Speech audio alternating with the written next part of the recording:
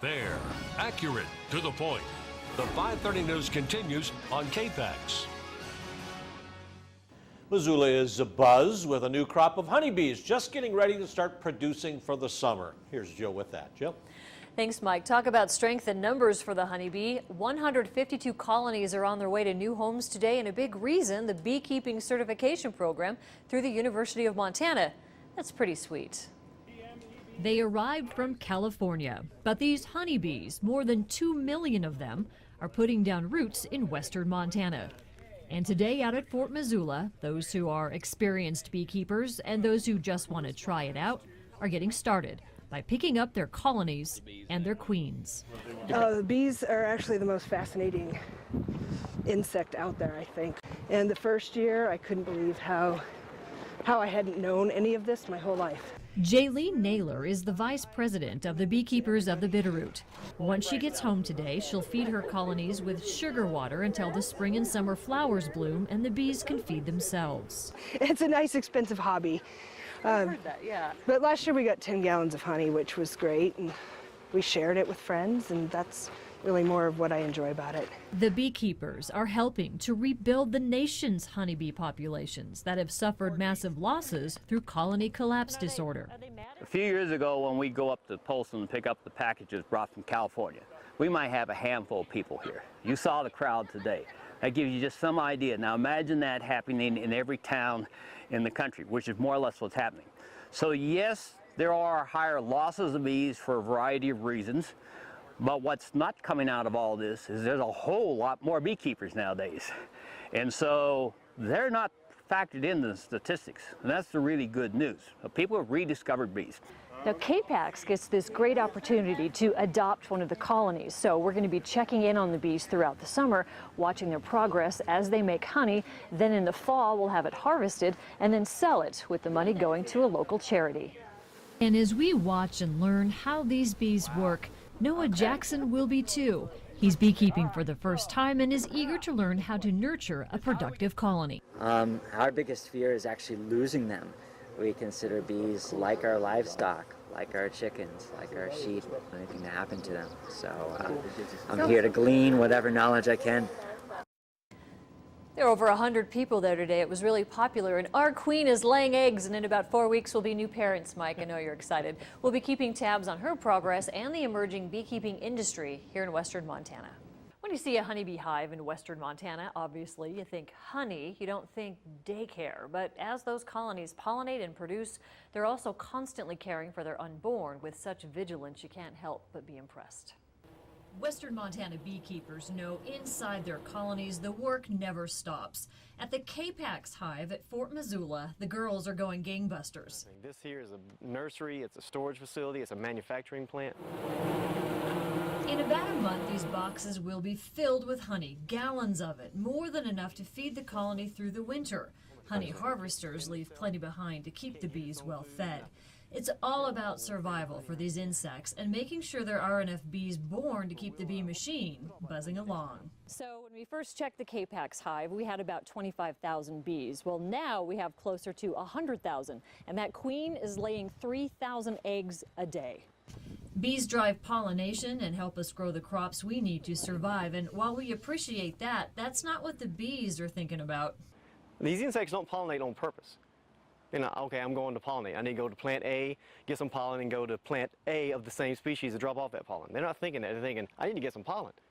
It's a protein source, what I need to raise my young. And don't swat them. That's somebody's mother. Now, they will check a larval baby every 2 minutes. And they will feed that baby about 450 times. They really care about their young. Yes, ma'am. There's huge investment, especially for an insect. That's a huge investment in the young. Most insects just lay the eggs and leave. University of Montana researchers are studying these colonies to help preserve and protect the species that pollinates almost all of our flowering plants and provides a majority of the food we eat. Yeah, I had the bee suit on and Scott did not. He's brave. By the way, when it's really smoky and we hate it during fire season, the bees get worried too. They prepare for a mass evacuation because they think maybe a fire is coming. They fill their bellies with honey and then they stay close to the hive in case they have to relocate in a hurry. So it bothers all of us. Next time we'll talk about the kinds of honey that they're producing out there. just at that particular spot and all across western Montana. This week, scientists and beekeepers are getting the latest data about hive health and honey from some of the world's experts on honeybees at the University of Montana. It is a growing industry in western Montana. Some do it for the honey, others just for the fun of it. And after a summer's worth of work for the bees, it's now our turn. When the honey is made, the work is over. It's harvest time for beekeepers across Montana and at our hive at Fort Missoula. See, that's just honey after honey.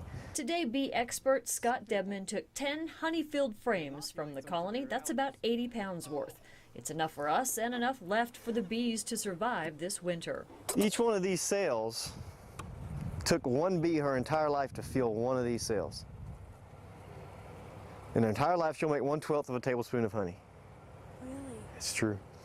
And so don't even waste not one drop of honey, because that's a bee's life's work.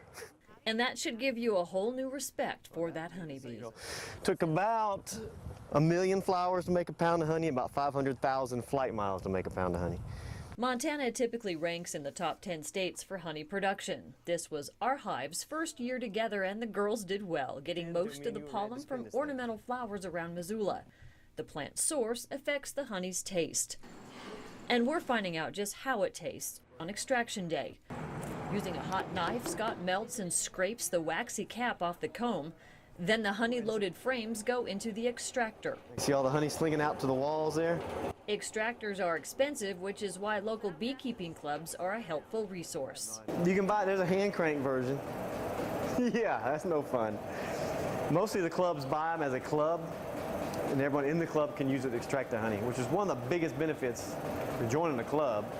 You got access to an extractor, not to mention a lot of information from other club members. The machine spins the honey out of the honeycomb into a bucket with a strainer and then right into our mason jar. Pure, unprocessed, and direct from the source. Now we have bottled about 36 pints of honey that we'll be selling at the first annual Honey Harvest Festival at UM tomorrow starting at 11. There's fun for everyone, for the family. There's knowledge, there's food and activities, and all the money we raise selling our KPAX Grade 8 honey is going to help the group Mended Little Hearts in honor of Aaron Yost's son, Wade, who was born with a heart defect. Now, this nonprofit group is new in Montana and provides support and comfort to families who have children with serious heart defects. And we are going to raise money for Wade and little children like him. So, since it is shaping up to be a beautiful weekend across western Montana, here's your plan. First, get the honey, then go to the Autumn Fest in Frenchtown. A 4-day conference about bees and bee products concluded today at the University of Montana with the first Honey Harvest Festival.